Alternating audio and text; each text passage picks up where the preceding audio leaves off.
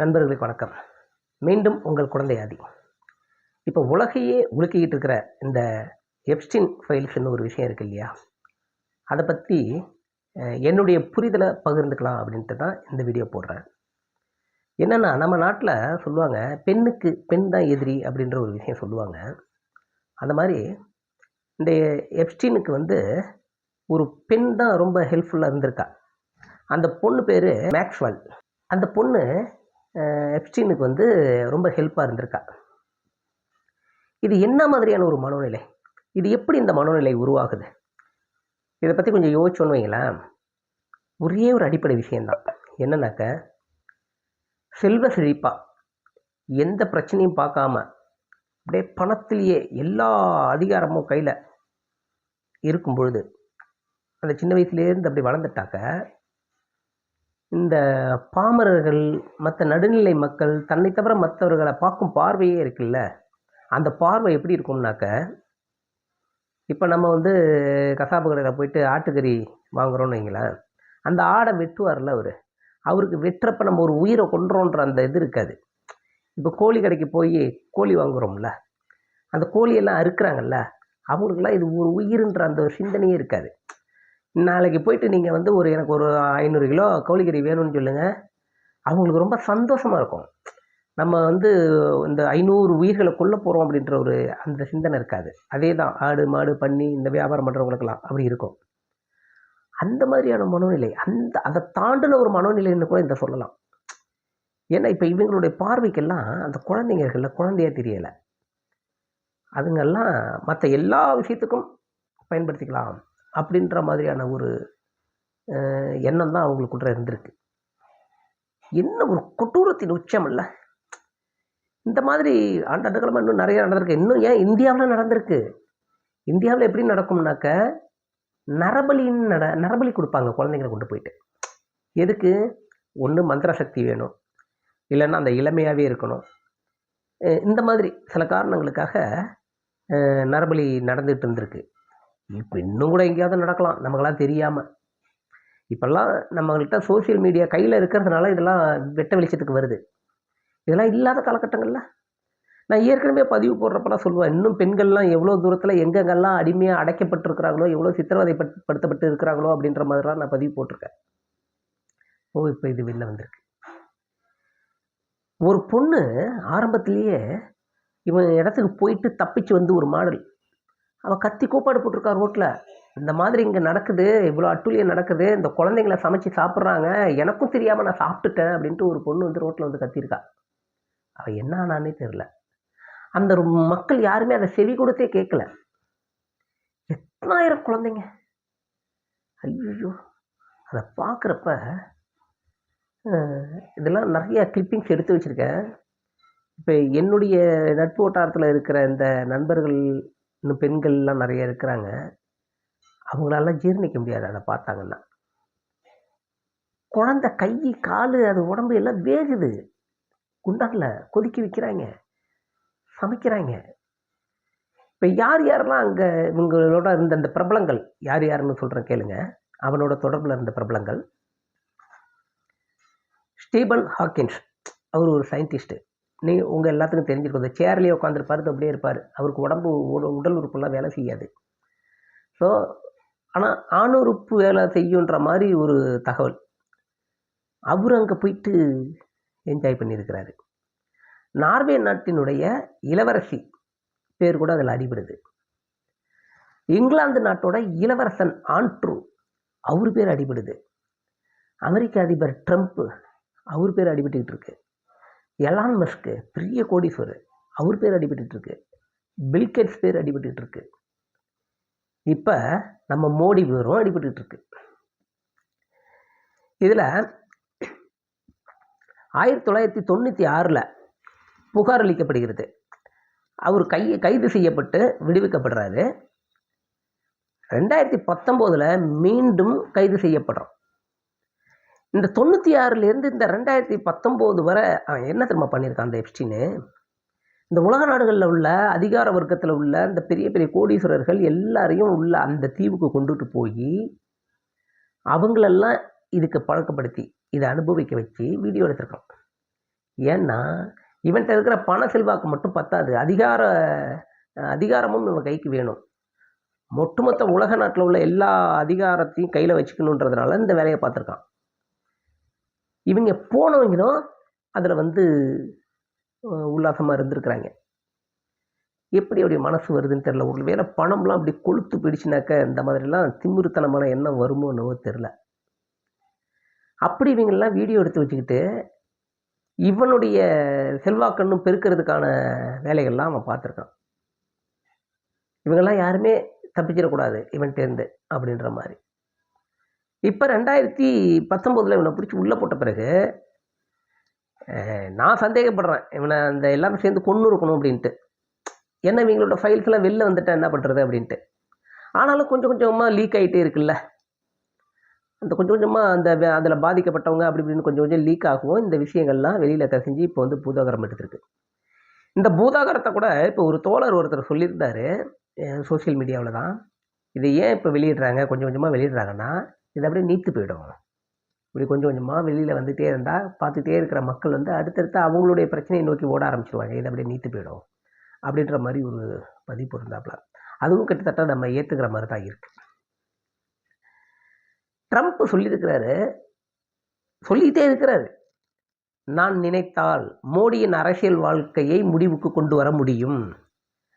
Trump திமிராக பேசுகிறாரு, ஆனால் இங்கே மோடி சைலண்டாக இருக்கிறாரு. அமெரிக்காவிலேருந்து இங்கே இறக்குமதி செய்கிற பொருள்களுக்கெல்லாம் இதுவே கிடையாது, வரியே கிடையாது, 0% வரி. ஆனால் இங்கேருந்து அங்கே போகிற பொருட்களுக்கெல்லாம் 18% வரி. இதில் கூட ஒரு அறிவுகட்டம் முண்டம் ஒன்று வந்து வீடியோவில் போடுது. 50% இருந்ததை 18 ஆக்கியிருக்காங்க தெரியுமா, மோடி தான் பேசி ஆக்குனாரு தெரியுமான்ற மாதிரி ஒருத்தன் பதிவு போடுறான். 4% இருந்ததை 50% ஆக்கிட்டு அதை மறுபடியும் 18 குறைச்சிருக்கிறாங்க. சரி, இது 18% அங்கே போனாக்கா வரி, அங்கேருந்து இங்கே இறக்குமதி ஆகிற பொருளுக்கு ஏன் வரியே இல்லை? இதெல்லாம் பயங்கர ஒரு சந்தேகத்துக்குரிய கொஸ்டினாக இருக்குல்ல. இந்த எப்ஸ்டீன் கோப்புகளில் பேர் அடிபட்டுச்சுல்ல, அந்த அடிபட்ட பிறகு தன்னுடைய பதவியவோ தன்னுடைய அதிகாரத்தையோ ராஜினாமா செய்தவர்களுடைய பேர், இங்கிலாந்து தொழிலாளர் கட்சி தலைவர் லார்ட் மண்டேல்சன் ராஜினாமா பண்ணியிருக்கிறாரு. ஸ்லோவாக்கியாவின் பிரதமர் ராஜினாமா பண்ணியிருக்கிறாரு. இன்னும் நிறைய பேர் இந்த மாதிரி அவங்க பேர் அடிபட்ட உடனே அவங்களாம் ராஜினாமா பண்ணியிருக்காங்க. ஆனால் நம்ம நாட்டில் அதை பற்றிலாம் பேசக்கூடாது அப்படின்ற மாதிரி ஒரு கட்டுப்பாடு விதிக்கப்படுது. இப்போ இன்னொரு விஷயம் இங்கே நடந்திருக்கு.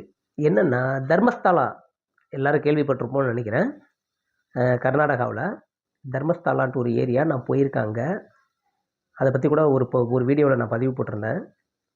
அந்த தர்மஸ்தலாவில் 400 குழந்தைங்களை, சின்ன பிள்ளைங்களை ரேப் பண்ணி கொடூரமாக கொலை செஞ்சு கொடூரமாக வன்புணர்வு செஞ்சு சாகடிக்கப்பட்டு அதில் எந்தெந்த வகையிலெல்லாம் அதெல்லாம் டிஸ்போஸ் பண்ண முடியுமோ அந்தந்த வகையெல்லாம் டிஸ்போஸ் பண்ணியிருக்காங்க. அந்த புதைக்கப்பட்ட அந்த ஆள் இருக்கிறான்ல, அவன் வெளியில் வந்து எல்லாத்தையும் அந்த அடக்கம் பண்ணி இல்லை புதைச்சி இல்லை எரிச்சு ஏதோ பண்ணணும்ல, அவன் மனம் திருந்தியோ இல்லை ஏதோ ஒரு சூழ்நிலையில் அவன் வந்து வெளியில் சொல்லிட்டான், இந்த மாதிரி 400க்கும் மேற்பட்ட குழந்தைங்க நான் செஞ்சுருக்கேன், நான் செய்யலைன்னா என்ன என் குடும்பத்தை கொன்னுடுவாங்கன்னு மிரட்டினாங்க, அதனால் நான் செஞ்சுருக்கேன்னு அவன் வந்து அப்பட்டமாக ஒரு இதை சொல்லி, இப்போ என்ன ஆயிடுச்சு, அவனுக்கு ஏதோ பைத்தியம்ன்ட்டு சொல்லி அவனை பிடிச்சி உள்ளே போட்டுட்டாங்கன்னு தகவல். அந்த கேஸை மூடி மறைக்கிட்டதான் தகவல். நாடு எங்கே போயிட்டுருக்குன்னு தெரில. 400 குழந்தைங்க. ஆனால் அவங்க எல்லாம் கொன்று புதைச்சி இல்லை எரிச்சு ஏதோ டிஸ்போஸ் பண்ணியிருக்கிறாங்க. ஒருவேளை அந்த கும்பல் மாமிசம் சாப்பிட்ற கும்பலாக இருந்தால் இந்த 400 பிள்ளைங்களையும் தின்னு இருப்பாங்கன்னு நினைக்கிறேன் நான். இவங்க மாமிசம் சாப்பிடாத அந்த வட்டத்தூள்ற இருக்கிறதுனால திங்காம விட்டுருக்காங்க. ஒரு 4-5 வருஷம் இருக்கும்னு நினைக்கிறேன், சரியாக ஞாபகம் இல்லை. ஒரு சட்டம் ஒன்று போட்டாங்க. இந்த செக்ஸ் வீடியோ இருக்குல்ல, ப்ளூ ஃபிலிம், இந்த மேட்ரு வீடியோம்போ, அதெல்லாம் வந்து இந்த குழந்தைகள் சம்மந்தப்பட்டது பார்க்கக்கூடாது அப்படின்ட்டு இந்தியாவில் ஒரு சட்டம் போட்டு ஒருத்தன் பார்த்துட்டான்ட்டு அவனை போய் அரெஸ்ட் கூட பண்ணதெல்லாம் வீடியோ வந்துச்சு. நான் கூட ரொம்ப பெருமையாக நினச்சேன், பரவாயில்லையா, எவ்வளோ வித்தியாசமாக சிந்திச்சு இப்படிலாம் ஒரு இது பார்க்கக்கூடாது அப்படின்ற ஒரு விஷயம் பண்ணியிருக்காங்க அப்படின்னு நினச்சேன்.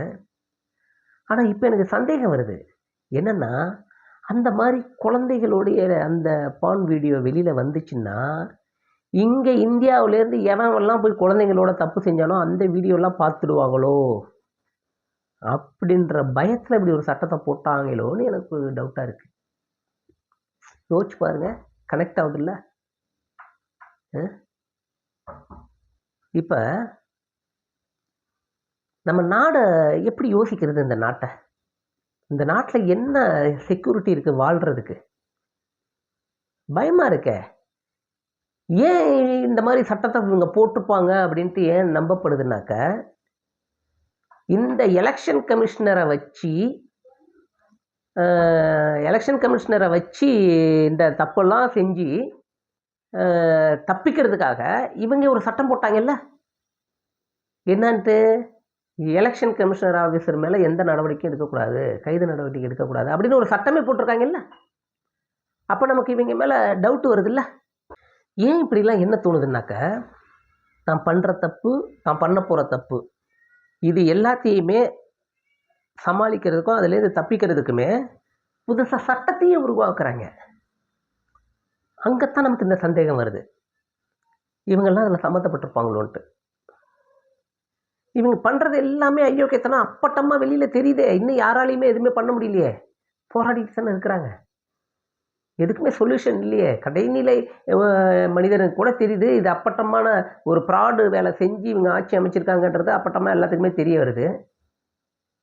யாருமே இதுக்கு ஆக்ஷன் எடுக்கிறதுக்கான என்ன நடக்குதுன்னே தெரிய மாட்டேங்குது, புரியவே மாட்டேங்குது. என்ன நடக்குதுங்க இந்தியாவில்? இந்த இந்த எப்ஸ்டீன் விஷயத்தில் இப்போ வந்திருக்கிறதெல்லாம் சும்மா, இன்னும் நிறையா இருக்கும் அங்கே. அதுவும் இந்தியாவிலேருந்து இன்னும் எவ்வளோ பேருடைய விஷயங்கள் வெளியே, இது இன்னைக்கு புதைஞ்சாலும் என்னைக்காவது ஒரு நாள் இது வெளியில் வரும். இப்படித்தான் கொலம்பஸ், அமெரிக்காவை கண்டுபிடிச்ச கொலம்பஸ், அவன் என்ன தெரியுங்களா பண்ணுவானா, பெண்கள் எல்லாம் அடிமையாக வச்சுருப்பானா. அதாவது அவங்களுடைய இச்சையை தீர்க்கிறதுக்காகவே வச்சுருப்பானா. ஒரு கட்டத்துக்கு மேலே பெண்களை முடியாமல் போயிடும்ல, ஒரு குறிப்பிட்ட வருஷம்தான் வச்சுருப்பாங்க. அதுக்கப்புறம் அவங்களுடைய தோற்றத்தில் மாற்றம் வந்துடும், அவங்க தேவைப்படாமல் போயிடுவாங்க. அப்போ என்ன திரும்ப பண்ணுவானா, அவன் வளர்க்குற நாய்கள் நிறைய வளர்ப்பானா. அந்த நாய்களுக்கு இந்த பெண்களை உயிரோட தூக்கி போடுவானா. அந்த நாய்களாம் கடிச்சு குதிரை திங்குமா. அவ்வளோ கொடூரமானவன். இது அவனுடைய டைரி குறிப்பிலிருந்து ரீசெண்டாக தெரிய வந்துருச்சு அமெரிக்க மக்களுக்கு. பெரிய போராட்டம் பண்ணியிருக்காங்க. அவனுக்காக ஒரு நாள் விடுப்பு எங்கே விடுவாங்களாம். அவன் கொலம்பஸ் அமெரிக்காவை கண்டுபிடிச்சாருன்ற மாதிரி விடுப்பு விட்டாங்கல்ல. அதெல்லாம் இனிமேல் இருக்கக்கூடாதுன்ட்டு அங்கே பெரிய போராட்டம் வெடிச்சுது. அந்த மாதிரி என்னைக்காவது ஒரு நாள் இதுவும் வெளில வரும், கண்டிப்பாக வெளில வரும். எதுவும் தூங்கிடாது. ஏன்னா இப்போ புகஞ்சிருச்சு இல்லை, இது எப்படியா இருந்தாலும் என்னைக்காவது ஒரு நாள் வெளில வரும். எவ்வளோ பெண்கள், பாதிக்கப்பட்ட பெண்கள் வருஷலாம் சொல்லிட்டு இருக்காங்க அவங்களுடைய பாதிப்பை. இது எங்கே போய் முடியும்னு தெரில. இங்கே இந்தியாவில் இந்த தர்மசாலா விஷயம் என்ன ஆச்சுன்னே தெரில. 400 குழந்தைங்க, அந்த 400 பேருமே அந்த அம்மா அப்பா இருக்கிறாங்கல்ல, அதில் கலெக்டர்லாம் இருக்கிறாங்க.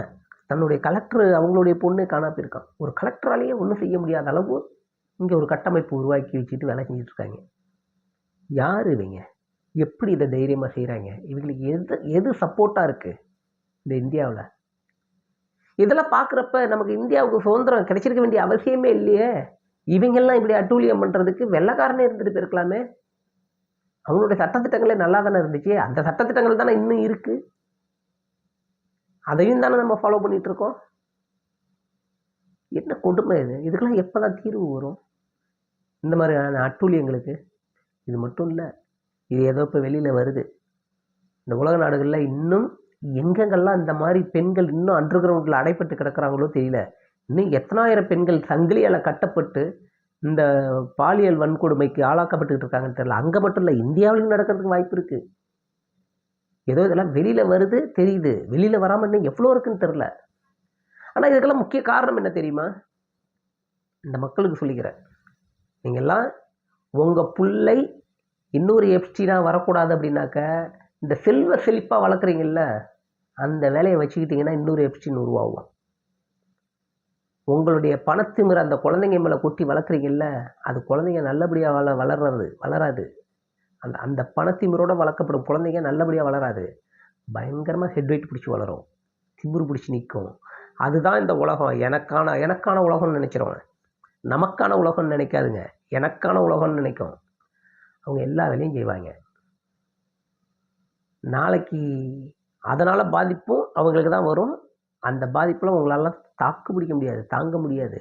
ஏன்னா இப்போல்லாம் உலகம் உற்று நோக்கப்படுகிறது எல்லாராலையும். இது ஒரு காலகட்டத்தில் இந்த சோசியல் மீடியா கைக்கு ஃபோன்லாம் வராத காலகட்டங்களில் என்னென்னமோ தப்பு பண்ணாங்க. ஆனால் இப்போ வந்து ரொம்ப கஷ்டம். அதனால் இன்னொரு எப்ஸ்டீன் உருவாகாமல் இருக்கணும்னா, இன்னொரு கொலம்பஸ் உருவாகாமல் இருக்கணும்னாக்கா, இந்த செல்வ செழிப்பாக இருக்கிற வளர்க்குற அந்த பிள்ளைங்களெல்லாம் அப்படி செல்வ செழிப்பாக வளர்க்காதீங்க. அவங்கெல்லாம் மாறுவாங்க. இந்த மூட நம்பிக்கையில் தர்மஸ்தலாவில் அப்படிப்பட்ட ஒரு கும்பலை உருவாக்கி விட்டு, அதை உருவாக்கி விட்டதே இந்த மக்கள் தான். தன்னுடைய மூட நம்பிக்கைக்கு அங்கே போய் அவங்கள வளர விட்டு, அவங்க இவ்வளோ தூரம் வளர்ந்து வந்து உங்கள் பிள்ளைங்களையே சூறையாடுறாங்க. இந்த எப்ஸ்டீனோட அந்த வீடியோலாம் பார்த்தா அரைச்சி தள்ளுறாங்க. கரிய கொதிக்குது, கை காலு இதெல்லாம் கொதிக்குது. லெக் பீஸ் கேள்விப்பட்டிருப்போம். மனிதனுடைய லெக் பீஸ், ஒரு குழந்தையோட லெக் பீஸ் அப்படியே இருக்குது. இந்த குழந்தை ஷூவோடே இருக்குது. அந்த கீழே ஷூ இருக்குது. இந்த காலில் உள்ள சதையெல்லாம் காணும். ஸோ இடுப்பு வர நம்ம முட்டாணி எலும்பு பார்ப்போம்ல மாட்டுக்கு, அந்த மாதிரி கிடக்கு. 1500 லிட்டரு ஆசிட் வாங்கியிருக்கான் அந்த எப்ஸ்டீன். இதுலேருந்து தப்பிக்கிறதுக்கும் அதை புட்டு கரைக்கிறதுக்கும். எங்கே போய் நிற்கிது இந்த உலகம்? எப்படி இதெல்லாம் சரி பண்ணுறது? அங்கங்கே வெடிக்குது, போராட்டங்கள் வெடிக்குது மற்ற நாட்டுகள்லாம். ஆனால் நம்ம நாட்டில் அதை பற்றி எதுவுமே தெரியல. கேள்வி மேலே கேள்வி தான் கேட்டுட்டு இருக்கிறாங்க ஒரு குரூப்பு. ஆனால் அந்த எதிர் குரூப்பும் பதில் சொல்கிறதே இல்லை. அப்படியே கிடக்கு, நீத்து போன மாதிரி கிடக்கு. இதுக்கு என்ன பண்ணுறதுன்னு ஒன்றும் புரியல. முதல்ல இதுல இருந்தெல்லாம் வெளில வரணும்னா, முதல்ல இந்த மூட நம்பிக்கையிலேருந்து முதல்ல எல்லாரும் வெளில வரணும். மூட நம்பிக்கை தான், இந்த மூட நம்பிக்கையை வச்சு தான் இந்த மாதிரி அயோக்கிய மேலுங்க வளர்ந்துடுறாங்க, பெரிய ஆள் ஆயிடுறாங்க. அப்புறம் அவங்க பண்ணுற அயோக்கியத்தனத்தை தட்டி கேட்க முடியாமல் தவிச்சிட்டு இருக்கோம். அதனால் அந்த எல்லாரும் இந்த மூட நம்பிக்கையிலேருந்து வெளியில் வாங்க. உங்கள் பிள்ளைங்களை செல்வ செழிப்பெல்லாம் வளர்க்காதீங்க. அவங்களுக்கு வந்து இந்த உலகத்துடைய அடிமட்ட வாழ்க்கை என்னன்னு தெரிஞ்சு வளரும்போது தான் நல்லவனாக வளருவான். செல்வ செழிப்போடெல்லாம் வளர்ந்தா நல்லவனாக இருக்க மாட்டான். ஏதோ எனக்கு தோணுச்சு பேசணுன்ட்டு. பாருங்கள். நன்றி.